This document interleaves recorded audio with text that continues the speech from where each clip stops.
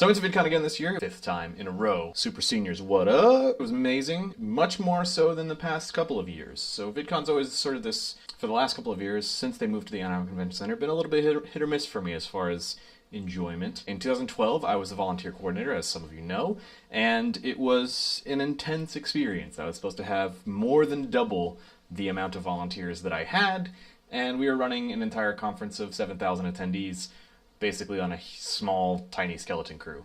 It kind of drove me nuts. I had a little bit of a mental breakdown at the end of the conference, and had been in therapy for about 2 years because of it. The experience itself, and I looked back on tweets, because I've got the Time Hop app now. I looked back on some tweets during the event, and even immediately following the event. It was an enjoyable experience, but the stress, I guess, hadn't really had time to dig its nasty teeth into me and kind of destroy my life. But the point being, 2012 was good but hard, and then I went back in 2013 because my therapist said, like, go, it's gonna be super hard, it's gonna suck because it's gonna, like, trigger all this crap inside of you, and it's gonna be stressful even though you have nothing to do. Like, I just went as an attendee for the first time. I didn't really attend many panels. I don't remember any panels that I did attend because it was sort of this triggering event for me. I was a little bit stressed out the whole time. But I came home, it was still good. It was an experience that I was able to get through, and I did get to see friends and stuff, and that was great. Cue this year. I go back.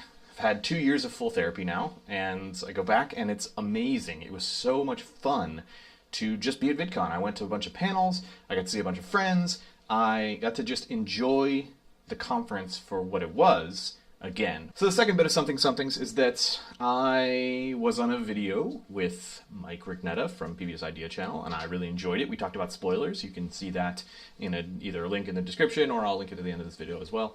It was a lot of fun. It was good. I liked the end product because it showed that I wasn't the only person who just doesn't give a shit about spoilers. I'm glad to see that there's other people on my team. As a result, I've gotten some new subscribers. Thank you guys for coming over and actually hitting that little red button, or whatever color it is these days. Sorry, I don't make videos that often here anymore. I have this massive backlog of videos, this back catalog of videos that I'm really super proud of still. So I thought the other day, I'm going to go back and I'm going to respond to one of my old videos. Surely I was an idiot in 2008 when I was talking about how to be happy or how to blah, blah, blah, blah, blah, whatever. And, it's all these things where I was like, well, I'm super smart and you should listen to me. And I went back and I watched them and I'm like, I actually mostly agree with this guy. Mostly agree with 2008 or 2010 me. Like, I think, they still hold up as videos, and they're still good, and I'm still proud of them. So, if you'd like, I would encourage you to go watch. There's a playlist on my channel called, I think it's like Human Growth or Human Happiness, or I don't know some pretentious crap that I named it back in 2010. There's a bunch of videos in it that I'm still super proud of, and I still think that the advice given in those videos holds up and is good to follow, which is maybe saying that I haven't changed a lot, or maybe saying that I've changed so much that I've come back around. I don't know. The point of that being that I don't know how much else I have to say. That being said, I am making some new videos, some new content on this website here of ours. My partner and I, my soon-to-be wife, are making videos on a gaming channel, and I know gaming channels are like, some people don't want to watch that crap, and I totally get it.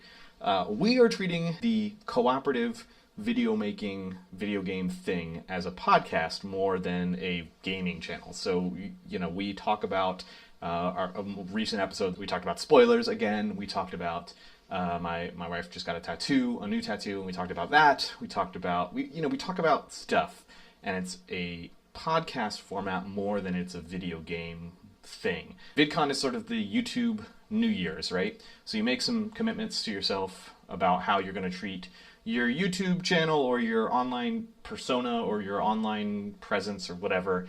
And so my New Year's resolution this year is to comment more on the videos and creators that I really enjoy. I watch videos all the time on YouTube, but I rarely, I sometimes comment, right? Or at least I used to before VidCon this year.